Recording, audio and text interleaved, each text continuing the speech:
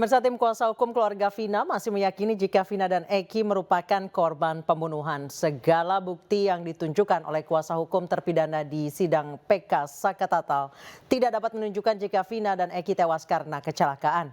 Dipimpin oleh Hotman Paris Hutapea, tim kuasa hukum keluarga Vina masih yakin jika Vina dan Eki tewas karena pembunuhan.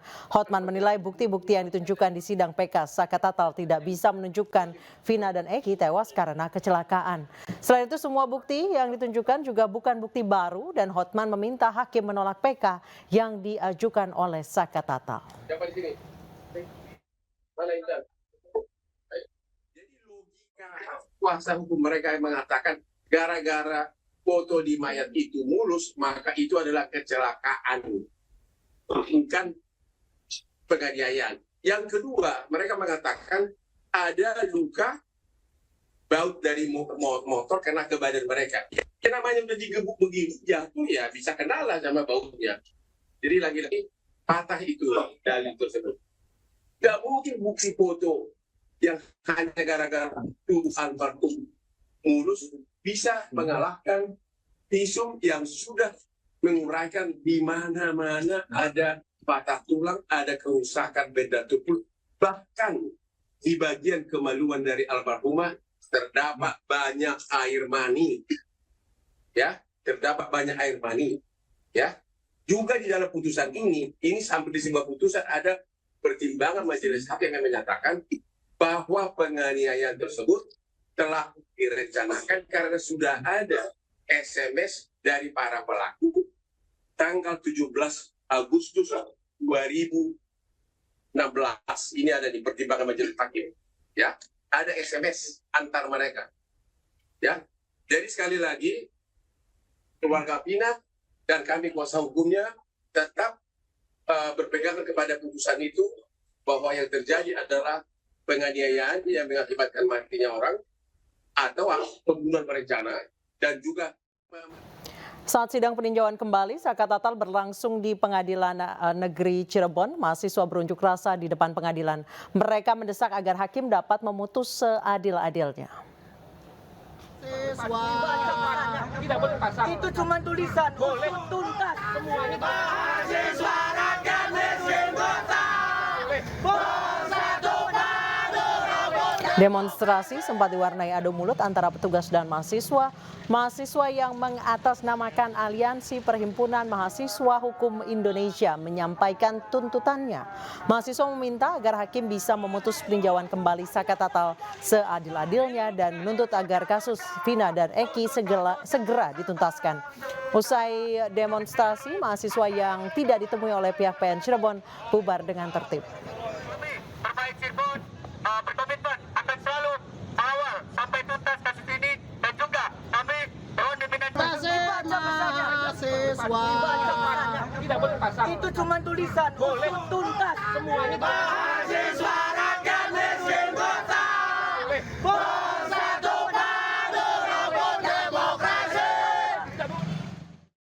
Sepupu Sakatatal yang menjadi saksi fakta di sidang peninjauan kembali menangis ketika menceritakan kembali kejadian yang menimpa dirinya, Sakatatal dan para narapidana kasus Vina. Sakatatal waktu dipukul? Iya. Di berapa kali Sakatatal mengalami penyiksaan? Banyak, sama, banyak. Apa yang disampaikan? Dampak dari pemukulan itu harus mengakui atau apa? Harus mengakui, Pak. Padahal itu nggak tahu. Eka Sandi dipukul juga? Dipukul.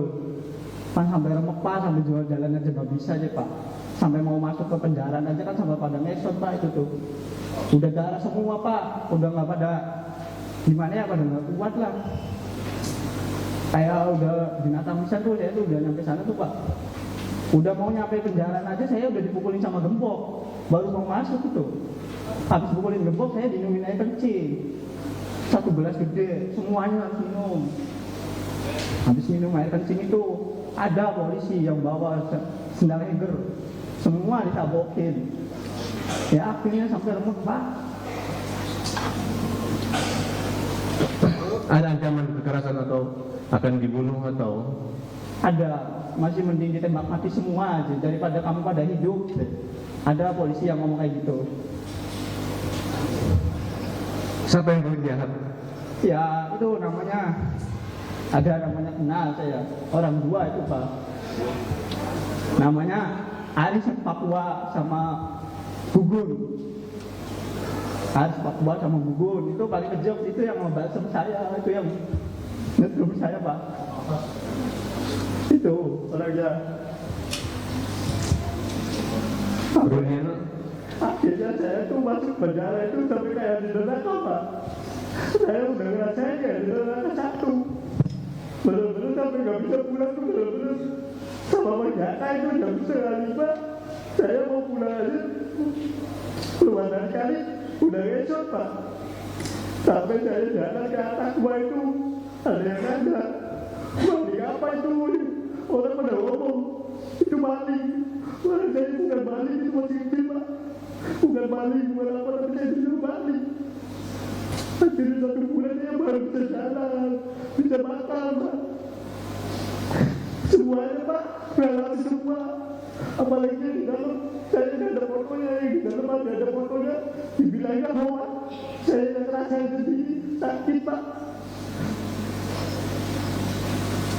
Dulu saya bangga Pak, bukan orang muda. Jadi dia udah tahu bilang apa. Ya dulu.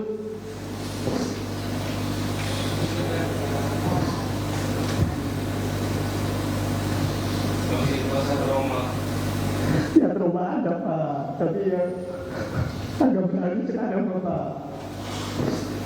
Siapa orang yang menolong kamu waktu itu? Nggak tahu, itu polisinya baik, pakai baju bukan pakai dinas, pakai baju biasa. Akhirnya itu sore itu saya tuh dikeluarin. Tapi dikeluarin itu saya masuk lagi ke kanit, dimasukin kanit lagi. Yang lain borgol pada 2, saya 4. Tadi diganti 2 borgol Pak. Namanya kan sama Uci Tato. Uci Tato kan Vivaldi, sayanya Renaldi. Saya yang paling berat sana Pak, pelaku pertama. Bikin kayak gitu. Siapa yang membuat pukulan itu terhenti? Harus Papua sama Gugun Pak. Setelah saya sakit itu dipukul sama orang 2 itu Pak. Apa yang dipikiran kamu waktu dipukul itu? Masih beri mati daripada saya dipukul Pak. Sampai saya pulang ditembak 3 kali. Saya suruh lari, saya udah lari Pak. Saya di depan itu udah lari. Sampai pulang benjut Pak. Gebok aja sama itu. Saya ngerasa apa ya Allah, gak ada keadilan.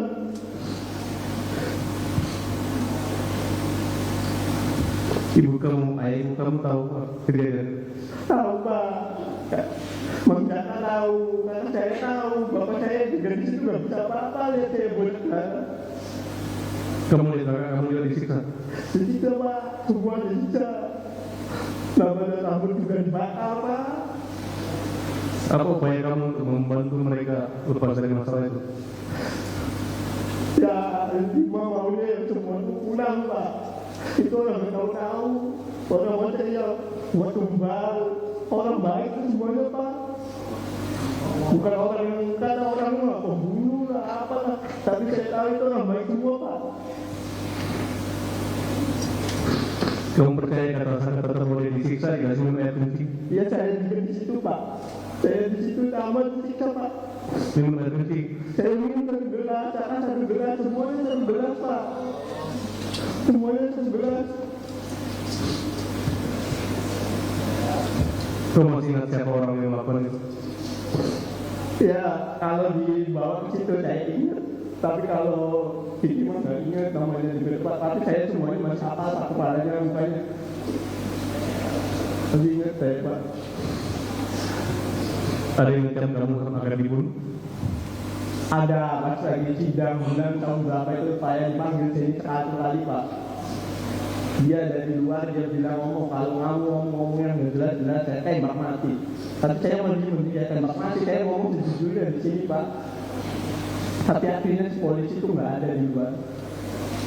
Kamu yakin kakak kamu nggak bersalah? Yakin Pak. Kamu yakin kakak kamu nggak bersalah? Yakin Pak.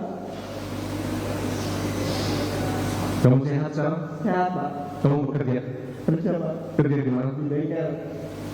Punya keluarga? Punya Pak. Punya anak. Punya satu di bawah. Masih sering ketemu kakaknya di Pas saya penjara. ke Sambi masih ketemu, tapi sekarang di Bandung enggak. Kamu selalu diiringi berjuang buat Bener Pak. Pemirsa, Liga Akbar, salah satu saksi yang mencabut BAP kasus Vina pada 2016 silam menjelaskan fakta yang sebenarnya terjadi di depan majelis hakim. Liga Akbar mengaku tidak ada di lokasi kejadian dan diminta Ibtu Rudiana untuk bersaksi di tahun 2016. bertemu dengan Rudiana. Ya. Tujuannya untuk apa? Untuk dimintai kesaksian. Saksi. Saudara sudah mencabut laporan atau keterangan saudara baik di pengadilan maupun di BAP, betul? Betul. Tentunya ada penyebabnya kan? Ya, betul. Karena tidak sesuai dengan fakta dan kenyataan, begitu? Ya, betul Pak. Nah, apa yang tidak sesuai fakta dan apa yang faktanya, tolong saudara jelaskan kepada kami di depan yang majelis hakim. Oh, yang faktanya itu emang saya tidak ada di saat kejadian. Yang tidak faktanya itu, ya orang berpikirnya saya ada di situ Pak. Artinya ketika saudara membuat berita acara itu, apa yang saudara katakan dari kebohongan itu? Kan kalau misalnya saudara tidak ada di situ, berarti tidak ada cerita apa-apa, ya? Ya, betul Pak. Pada kenyataannya saudara ceritakan bahwa ada kejar-kejaran, Ya, ada lempar-lemparan. ya betul Pak. Nah, itu termasuk yang saudara cabut. Ya, itu yang saya cabut Pak. Baik. Waktu itu saudara sempat di BAP. 2016 ya di BAP. Siapa yang dampingi waktu itu? Tidak ada sama sekali Pak. Siapa yang mengarahkan isi BAP-nya waktu itu? Sehingga ada cerita bahwa ada kejar-kejaran dan lempar-lemparan. Penyidik Pak. Penyidiknya namanya siapa? Saya lupa. Ada Rudiana waktu itu? Oh, seingat saya tidak bertemu Pak Rudiana di situ, tapi ada teman saya 2 itu dia bertemu katanya. Intinya itu arahan Rudiana. Tidak tahu saya Pak. Ya, maksud Anda, saudara mau mengatakan bahwa ada peristiwa yang tidak sebenarnya terjadi yang Anda alami dan tidak Anda ketahui, kenapa bisa ada tulisan seperti itu di berita acara itu? Awalnya kan saya nggak tahu nih isi BAP para saksi nih Pak. Terus saya dijemput di rumah, tiba-tiba saya diperiksa di kantor. Oh iya aja gitu? Saya menolak Pak.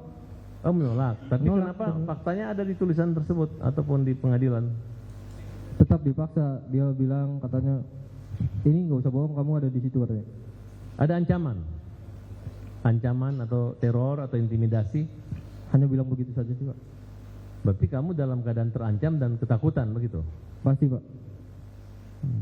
Apa yang membuat moral atau hati kamu sehingga kamu punya niat untuk berkata jujur? Oh, saya tidak mau fitnah Pak. Pasti dosa besar itu Pak. Setelah 8 tahun kamu menyembunyikan fakta itu, berbohong, kemudian menyadari bahwa itu adalah fitnah. Pasti Pak. Kamu nggak tahu bahwa resiko kamu melakukan itu ada resiko ancaman pidananya. Terima kasih Anda masih bersama kami di iNews Prime. Pemirsa, Mega dan Widi, teman almarhumah Vina, mengaku Vina sempat meminjam uang kepada Widi untuk membeli pembalut. Selain itu, Mega dan Widi juga sempat menghubungi Vina di malam kejadian. Ada kejadian lain yang penting mungkin untuk disampaikan di sini. Mungkin ada hal-hal yang sifatnya, apakah kondisi, namanya perempuan kan tahu, mungkin waktu itu dia lagi sehat, mungkin lagi berhalangan. Lagi haid Pak. Lagi haid? Ya. Maksudnya lagi haid menstruasi? Ya, jadi pas siang dijemput sama aku sama Mega, kira-kira nyampe rumah aku tuh jam 2, kurang lebih jam 2 Pak. Pas begitu baru masuk ke dalam rumah, si Meganya ke WC, si Vina tuh bilang begini Pak, Wid ada uang nggak? Dia bilang begitu. Aku minjem dong 50 aja buat beli pembalut sama beli Indomie 2. Ini kesaksian baru terungkap di sini, karena kalau disesuaikan dengan hasil lab cream atau visum itu memang ada pendarahan aktif itu. Saya nggak tahu, nanti kita akan sampaikan ke saksi ahli nanti. Tapi kalian yakin bahwa ada Vina waktu itu lagi haid? Iya, yakin Pak. Yakin Pak, karena saya nyuci darahnya. Nyuci Kan di- jadi saya tuh pulang kan dari main sama pacar saya, kurang lebih jam 10, saya balik lagi ke rumah Widi. Saya kan maaf mau buang air kecil. Nah, di situ ada celana dalam sama pembalut, tapi itu masih banyak darah, Pak. Nah, kan kalau saya orangnya bukan jijik, risih gitu tuh, Pak. Risih, saya siram-siram. Nah, itu tuh ada juga conditioner sunslick warna kuning punya saya, soalnya habis. Saya kan sambil marah-marah, soalnya saya belum pernah pakai sama sekali, tapi kok udah habis. Ini pembalut punya siapa? Jorok banget, kebiasaan, nggak pernah dicuci atau ini, gitulah Pak. Nah, terus kata Widi, itu tuh anak itu, gitu Pak. Ini kesaksian sangat penting sekali. Nah, jadi sebenarnya. cuci sama sayanya Pak, tapi Artinya pakai kaki. saudara saksi kalian itu disumpah loh. Disumpah di hadapan Allah Subhanahu wa taala di atas suka Al-Qur'an lagi. Artinya ini jangan seolah-olah kalian ngarang-ngarang atau mungkin lupa, mungkin pada saat sebelum kejadian, memang pada hari tanggal 27 Agustus Iya, jam berapa sore? malam Pak, jam 10-an. Saya pulang dari main sama pacar saya, balik ke rumah Widi, kan buang air kecil. Nah, itu. Berarti saya 26 kalau malam. 27 cuci celana dalamnya tanggal berapa? Tanggal 27 itu Pak. Oh, Iya, malam minggu. waktu itu Vina udah nggak ada ya. Udah nggak ada. Tapi Dia yakin keluar. itu celana dalam milik Vina? Yakin Pak, karena itu celana dalamnya punya dia, saya pernah nyuci, pernah jemur juga Pak. Artinya ini Vina kalau tidur di rumah kamu, dia nggak bawa pulang celana dalamnya? Enggak, ada 2 Pak. Yang dia tinggal di situ Pak. Ya, Cuma mungkin- celana dalam itu aja. Itu aja, saya silakan berita. Sementara itu dalam tayangan Rakyat Bersuara, pengacara Ibtu Rudiana Elza Syarif dan pengacara Suroto Rasman Arif Nasution mempertanyakan kredibilitas saksi yang dihadirkan. Rasman bahkan prihatin begitu banyak saksi yang bermunculan tanpa diperiksa polisi terlebih dahulu. Kita kan melihat bahwa dari faktanya di putusan bahwa kematian dari almarhum Eki itu kan bisa ketahuan jamnya. Iya. Jamnya dia meninggal di tempat, ya. Dan di mana penemuan dari saksi Suroto, Muhyiddin, Supardi, Suja itu kan mengetahui penemuan di sana, Iya. ya. Setelah Tapi disebutkan dalam putusan 21.00 di SMP belakang showroom itu. ya itu kan penyiksaannya, tapi Penyiksaan, kan tapi 21.00 sementara 22.05 itu masih telepon-teleponan nah itu dengan kan kita belum bisa Oke. bisa Gimana belum bisa, mempercayakan itu, karena kan kematian dari Eki ini bisa dibuktikan karena dari visum itu sendiri, karena ada 2 kali. soal waktu ini bisa jadi Widi berbohong maksudnya Bu Elsa. Saya nggak bisa berbohong karena itu ingatan sudah 8 tahun Oh, yang bisa lalu. detail gitu misalnya? Dan kemudian dari mana dia bisa tepat jam 22.05. Oke. Saya secara jujur mengatakan makin prihatin saya begitu banyak saksi yang bermunculan baru. Tanpa dia diperiksa oleh polisi, tanpa memberikan kesaksian di pengadilan. Tapi berani bersuara seperti yang 2 orang ini. Saya pikir ini super IQ-nya di atas Habibie lagi nih. Kenapa seperti itu? Mungkin saya Iya, waktu saya itu juga kan- enggak. Saya begini. Saya challenge Anda, Bung Rasman. Pada waktu itu kan mungkin saja polisi mungkin miss dan lain sebagainya bisa saja kan? Bukan. Artinya yang tidak diperiksa belum tentu tidak Bukan, mengetahui. Mega tadi maksud saya dengan teman-temannya. Betul. Dia ingat betul pukul 20 sekian. Lewat 05. 22.05 betul. Ya. Sedangkan Pak Suroto klien saya, orang yang pertama kali menemukan almarhumah Vina dan Eki, itu pun dia mengatakan lebih kurang pukul 22 lewat 15 menit. Kan begitu Pak Suroto? Nah, tetapi kok ada saksi muncul baru, berani bersuara, apalagi ada yang mencabut seperti Liga Akbar, seperti Dede dan lain-lain. Sekali lagi saya katakan, saya makin gelisah pikiran saya Bu Elsa sebagai senior, teman-teman semua para pengacara, kita wajib gelisah. Sementara itu pemirsa, pengacara Widya dan Mega Mohtar Effendi menyebut dalam hasil visum Vina terdapat tanda-tanda menstruasi. Mohtar juga mengkritik pihak yang mendiskreditkan kesaksian saksi. Mohtar menegaskan bahwa yang berhak menguji pendapat pernyataan saksi benar atau salah adalah di dalam persidangan. Menyebutkan bahwa ada pendarahan dengan darah segar yang bukan darah menstruasi, gumpalan. Bukan. Itu disebutkan dari hasil visum, Pak Mohtar. Dr. Nur Rahman. Dr. Nur Rahman. Kemudian yang kedua, tadi Pak Suroto menemukan pada saat di TKP di jembatan, itu kondisi celana dalam Vina turun sekitar 30 cm dalam kondisi yang tidak robek, tidak tergesek, yang tidak menunjukkan adanya kecelakaan. Bahwa klien kami ini nyata dan jelas mendengar untuk pertama kalinya kedua orang ini adalah korban kecelakaan. Siapa yang menyampaikan adalah polisi, anggota Polsek Talun. Yang di dalam telepon tersebut juga dia memperkenalkan diri. Kami polisi dek. Ya, Ananda Vina dengan Eki kecelakaan tunggal. Demikian ya. Nah, kemudian dibawa ke rumah sakit. Kan itu. Selanjutnya, Saudara Razman tadi dengan tegas dan nyata menyatakan bahwa hasil visum et repertum menyatakan tentang adanya pendarahan.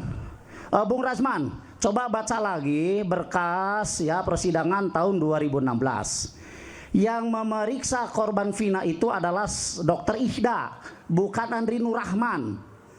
Andri Nur Rahman itu kalau tidak salah itu adalah dokter forensik yang melakukan autopsi. Ya, di dalam hasil visum et repertum yang dibuat oleh Dokter Ihda tidak ada menyebutkan adanya hasil atau ciri-ciri diperkosa. Ya, tidak ada menyebutkan sperma tercecer. Yang ada justru adalah darah segar yang mengalir tanpa disertai gumpalan jaringan. Itu saya mau Coba tanya. dibaca itu. Apakah itu kemudian menyimpulkan bahwa tidak ada menstruasi di sana menurut Anda, Bung Mohtar? Justru kalau adanya aliran darah yang mengalir dari alat kelamin tanpa disertai gumpalan, itulah tanda-tanda menstruasi. Ya, kalau ada gumpalan jaringan, nah ini yang patut ditanyakan. Gumpalan jaringannya berbentuk sperma atau apa? Kan begitu. Ya. Nah, kemudian selanjutnya, memang di visum tidak disebutkan menstruasi, tidak menyebutkan ya. Tidak disebutkan di dalam visum itu. Disebutkan apa Bang Aiman? Apakah menstruasi tidak ada Kak? Pernyataan itu dalam visum misalnya? Tidak ada, hanya darah segar tanpa gumpalan. Tidak disebutkan, ceceran sperma tidak disebutkan, hanya disebutkan darah segar mengalir tanpa disertai jaringan gumpalan jaringan. Justru kalau ada jaringan gumpalan, artinya apa itu, Bung Mohtar? Artinya hanya darah segar tok yang keluar. Oke, dan itu bisa diartikan sebagai darah menstruasi. Betul. Ya. Baik. Nah, kemudian selanjutnya, pada saat klien kami menyampaikan waktu komunikasi terakhir itu jam 22 lebih sekian menit, dibilangnya itu berita yang mengerikan ya. Sementara mohon maaf, silahkan cek tadi Pak Suroto bilang 22 lebih 5 menit. 15, Pak Suroto 15. Kalau kita berbicara, mohon maaf, ya Bang Aiman. 22 lebih 15. Ya, oke. Artinya ada menit yang disebutkan. Ya, ada menit yang disebutkan. Ya. Nah, maksud saya menyampaikan ini, mari kita saling menghargai ya pendapat seseorang. Toh yang berhasil atau yang berhak untuk menguji pendapat ini benar atau salah, itu bukan di ruang forum ini. Di ruang persidangan. Nah, kita sama-sama orang hukum kok. Masa ruang forum ini dipakai untuk menjustifikasi orang ini salah, orang ini benar? Pendamping keluarga terpidana kasus pembunuhan Vina dan Eki, Dedi Mulyadi, mempertanyakan kesaksian Aep dan Dede yang dijadikan dasar putusan hakim di tahun 2016. Padahal Aep dan Dede tidak hadir di persidangan dan tidak diambil sumpahnya. Kalau ngomong tidak relevan, pernyataan Aep dan Dede di BAP tahun 2016, kemudian dia tidak datang ke pengadilan, tidak bersaksi di atas sumpah kenapa itu dijadikan dasar? Mana yang sedangkan Sadikun bersaksi, Heri bersaksi, ya kan? Dua ini kan, Irfan bersaksi, diambil di atas sumpah. Kenapa yang hadir di pengadilan diambil di atas sumpah, tidak dijadikan dasar pijakan putusan yang meringankan atau membebaskan terdakwa pada waktu itu? Ya kejadian kan jelas, Dede itu ditelepon sama AF, kemudian minta diantar ke Polres. Karena AF itu pendatang baru di Cirebon, maka dijemputlah AF. Sampailah dibonceng pakai motor ke Polres. Sampai di Polres, ternyata Dede malah diminta untuk menjadi saksi. Awalnya menolak, tetapi karena kemampuan diri berhadapan dengan aparat itu sangat terbatas untuk menolak, ya pada akhirnya mereka bersedia. Pusat Bantuan Hukum Perkumpulan Penasihat dan Konsultan Hukum Indonesia atau PERAKI ditunjuk Aep Rudiansyah sebagai kuasa hukumnya. Penunjukan PERAKI tersebut karena Aep merasa banyak menerima teror serta tekanan dari pihak-pihak tertentu. Menurut Aep, tujuan pihak-pihak yang menerornya yakni meminta Aep untuk mencabut BAP-nya tahun 2016 lalu. Sementara Aep yakin bahwa keterangannya tahun 2016 adalah fakta yang ia ketahui. Ayah Aep juga disebut menerima ancaman berbagai macam teror serta tekanan dari oknum yang tidak bertanggung jawab. Sementara terkait pemberitaan soal Aep di media sosial, pihak PERAKI sudah layangkan somasi untuk beberapa akun media sosial tersebut. Telah mendapatkan tekanan-tekanan dan menimbulkan ketakutan dari pemberitaan negatif dan sudah dilaporkan oleh tim dari yang bersama Dede dan kawan-kawan yang tentunya wajib kita bantu karena tujuan melaporkan, tujuan mengintimidasi dan mencari-cari seperti seorang buron kepada klien kami ini, tujuannya hanya satu, memaksa agar Aep mencabut keterangannya yang telah dibacakan dalam persidangan di bawah sumpah, ya.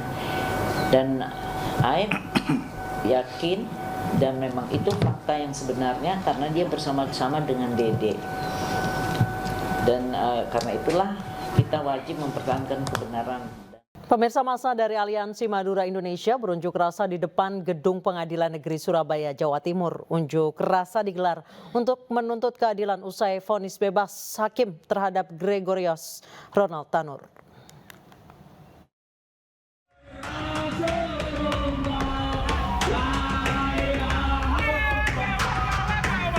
Aksi bakar keranda mewarnai unjuk rasa massa dari Aliansi Madura Indonesia di depan Gedung Pengadilan Negeri Surabaya.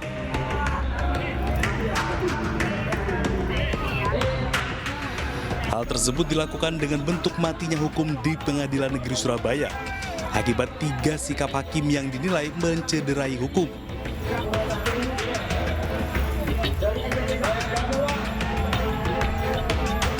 Selain itu, pendemo berorasi dan membentangkan berbagai poster, termasuk poster Ronald Tanur selaku terdakwa pembunuhan yang divonis bebas oleh 3 hakim Pengadilan Negeri Surabaya dan dipimpin Hakim Damanik.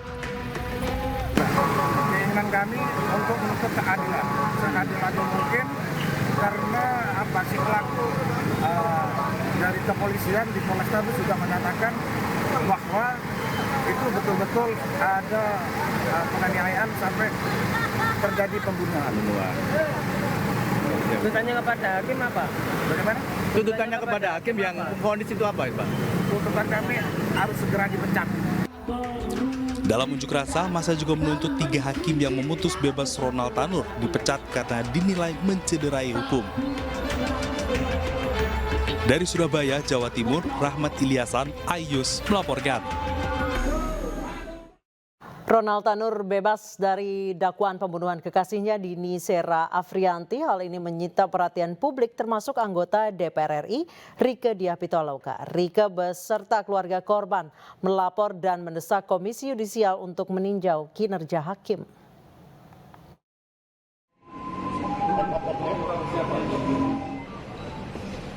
Keputusan hakim membebaskan Ronald Tanur yang sebelumnya didakwa melakukan pembunuhan terhadap kekasihnya Dini Sera Afrianti dianggap tidak adil.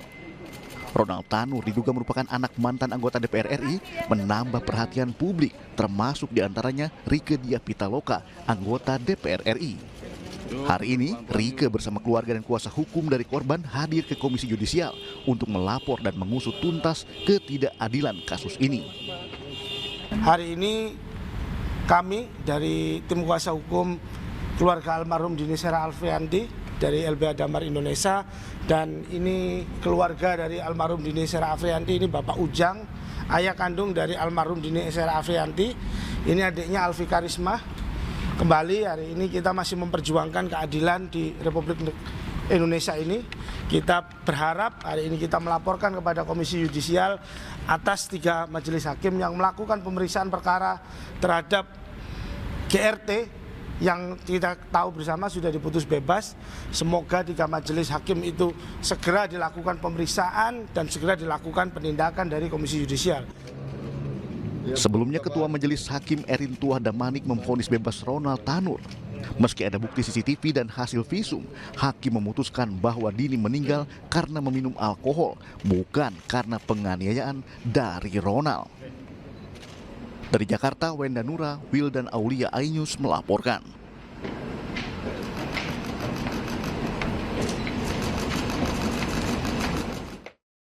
Anggota Komisi 3 DPR RI beramai-ramai mengutuk vonis bebas terhadap Ronald Tanur. Hakim Pengadilan Surabaya diduga melakukan praktik lancung dalam kasus kematian Dini Sera Afrianti. Kami buka dulu. Beragam umpatan disampaikan Komisi 3 DPR RI saat audiensi dengan keluarga korban Dini Sera Afrianti hari Senin kemarin. Wakil Ketua Komisi 3 DPR RI Ahmad Saroni menduga ada modus hanky-panky atau kong kali kong di balik keputusan hakim. Bahkan Saroni menyebut 3 hakim tersebut sakit semua. Tidak hanya itu, Wakil Ketua Komisi 3 DPR RI Habibur Rahman juga mengutuk para hakim yang mengabaikan bukti foto korban sebelum otopsi yang menunjukkan bekas lindasan ban mobil milik terdakwa. 30. Sepakat? Jika dikatakan tadi, apakah bukti dari yang menyebabkan kekerasan benda tumpul di bagian lengan korban itu ada bekas ban dari mobil kendaraan tersangka. Ini Bapak. Ini ada bekas ban. Itu ya? Iya, Bekas ban ya? Bekas ban. Astagfirullahaladzim. Ah, ya Allah. Itu bekas roda ban itu mobil? Iya, itu Pak, bekas ban. Berat bannya merek Continental itu Pak. Iya, semua security dan saksi-saksi berkaitan dengan perkara ini sudah dihadirkan Bapak. Oke. Jelas bahwa hakim kalau ngelihat kejadian terkait yang sudah terjadi dan dinyatakan vonis bebas, itu yang sampai hari ini saya bilang 3 hakim yang memutuskan vonis bebas mereka sakit semua. Sampai saya sampaikan, kalau 3 hakim ini nggak punya TV dan nggak punya handphone bagus, saya beliin. Sudah jelas ini viral, jelas fakta yang perkara pidananya mutlak. Tadi udah disampaikan, makanya tadi saya tanya, apakah ada yang disangkakan oleh dokter forensik tadi menyatakan bahwa meninggal dikarenakan alkohol. Saya juga punya teman pemabok semua, tapi nggak ada yang pernah meninggal. Paling pingsan dia. Kan aneh kalau hakim menyatakan cuman gara-gara penyebab sah yang bersangkutan meninggal gara-gara alkohol. Ini presiden buruk, Bu Rieke. Presiden buruk yang terjadi di Republik ini di Pengadilan Negeri Surabaya. Diduga ada hengki-pengki. Aneh kalau perlakuan yang dilakukan oleh terdakwa, terus hakim dengan mudahnya bilang, oh ini mati gara-gara alkohol. 7 saksi diperiksa dalam kasus tewasnya seorang selebgram asal Medan usai melakukan prosedur sedot lemak di sebuah klinik kecantikan di Depok, Jawa Barat. Sementara Dinas Kesehatan Kota Depok menyebut izin klinik tersebut baru keluar 3 hari sebelum korban tewas.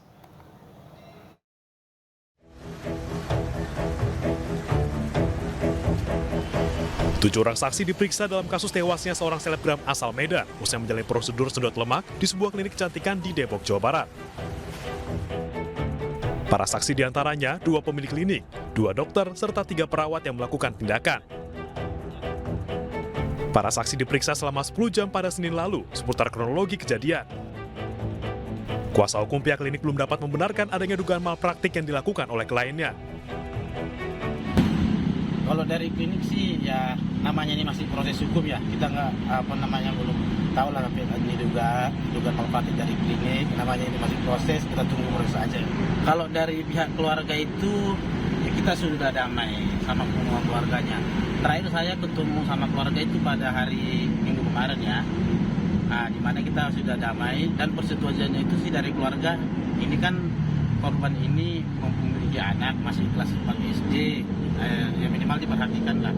Setelah kita bicarakan, maka pihak ini juga bertanggung jawab untuk secara kemanusiaan lah. Iya, bertanggung jawab. Serta dengan biaya pendidikan lah kita sama dewasa. Sampai dewasa. Sementara Dinas Kesehatan Kota Depok mengungkap, izin klinik ini baru terbit pada 19 Juli 2024, 3 hari sebelum korban melakukan prosedur. Izin klinik yang diterbitkan hanya membolehkan praktek dokter umum. Jadi izin klinik atau sertifikat standar itu sudah dikeluarkan oleh pemerintah Kota Depok yang melalui DPM PTSB tertanggal 19 Juli ya, 19 Juli 2024. Dalam izin atau sertifikat standar itu kita cantumkan izinnya berupa klinik Pratama. Dinkes Kota Depok kini masih menunggu laporan tertulis dari klinik tersebut untuk memastikan tindakan apa yang dilakukan hingga berujung korban meninggal dunia. Dari Depok, Jawa Barat, Iyung Rizky, iNews melaporkan. Terima kasih Anda masih bersama kami di iNews Prime. Pemirsa, Presiden kelima Republik Indonesia sekaligus Ketua Umum PD Perjuangan Megawati Soekarno Putri menghadiri musyawarah kerja nasional Partai Persatuan Indonesia untuk mengisi pidato kebangsaan. Dalam pidatonya, Megawati menyinggung penegakan hukum yang saat ini seperti poco-poco. Mega juga menyinggung bahwa tidak ada kekuasaan yang langgeng.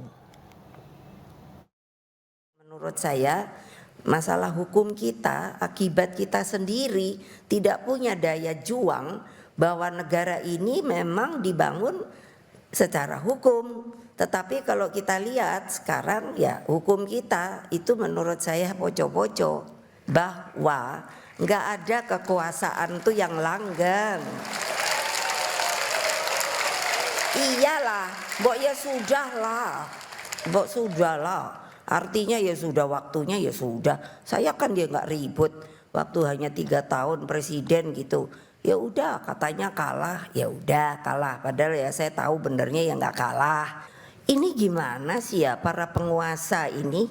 Lupa dia pada rasa kebangsaan bahwa republik ini dibuat dengan air mata, darah, dan pengorbanan.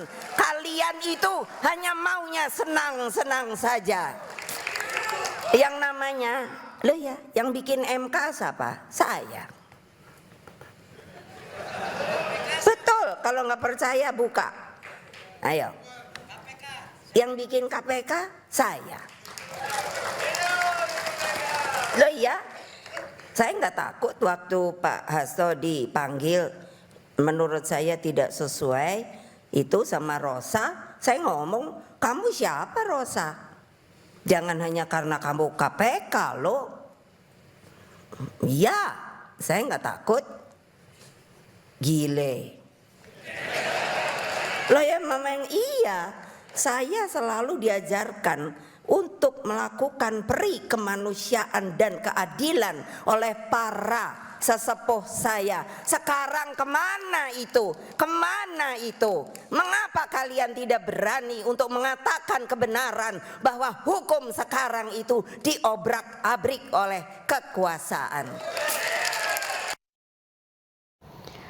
Mantan Gubernur DKI Jakarta Anies Rashid Baswedan menanggapi isu soal dirinya akan dipasangkan dengan Ahok oleh PD Perjuangan pada Pilkada DKI 2024. Meski sejauh ini telah menjalin komunikasi dengan Ahok lewat pesan singkat, namun Anies mengaku akan bergerak sesuai konstitusi.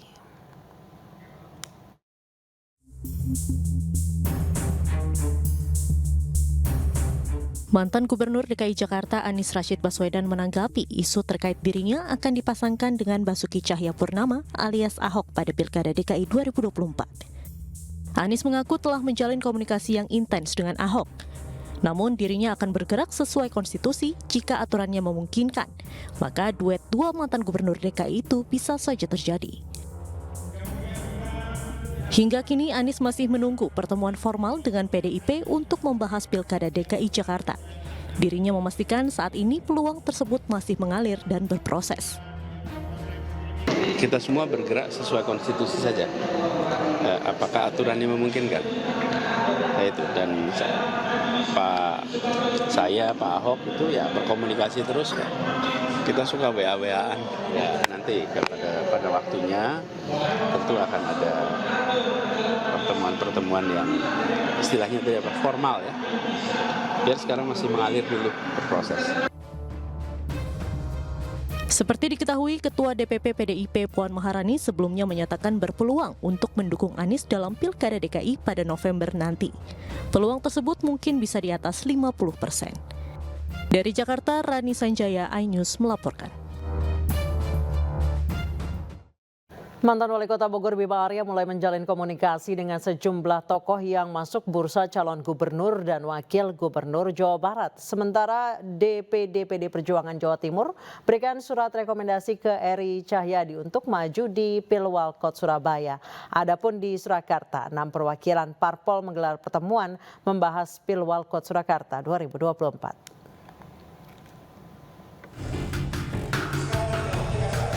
Jelang pemilihan kepala daerah serentak 2024, mantan Wali Kota Bogor Bima Arya mengaku terus menjalin komunikasi dengan sejumlah tokoh, diantaranya Ridwan Kamil dan Deddy Mulyadi. Bahkan menurut Bima, dalam waktu dekat dia akan bertemu dengan Ilham Habibie. Sementara terkait Bima masuk bursa calon di Pilkada Jawa Barat, dia masih menunggu arahan dari Partai Amanat Nasional dan siap dipasangkan dengan siapapun. Didampingi dengan Ridwan Kamil, Pak, dipasangkan dengan Ridwan Kamil. Dengan siapapun siap menang, siap juga menjalankan pemerintahan, siap untuk Jawa Barat.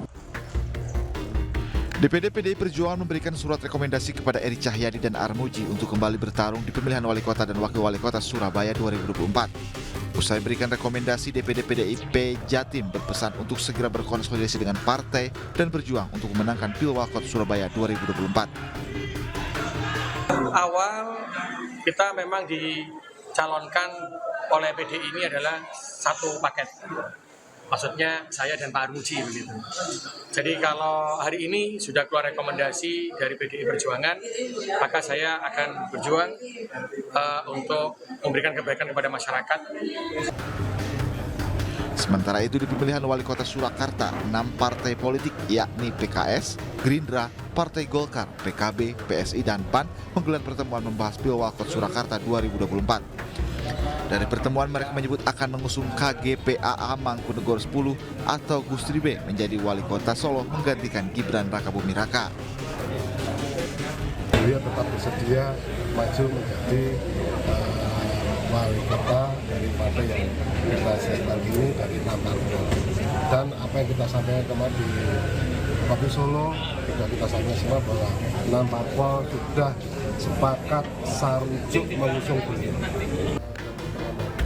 Namun usai diusung menjadi bakal calon wali kota Surakarta, Gusri B belum berkomentar banyak. Dirinya masih akan melihat perkembangan. Tim Liputan iNews melaporkan.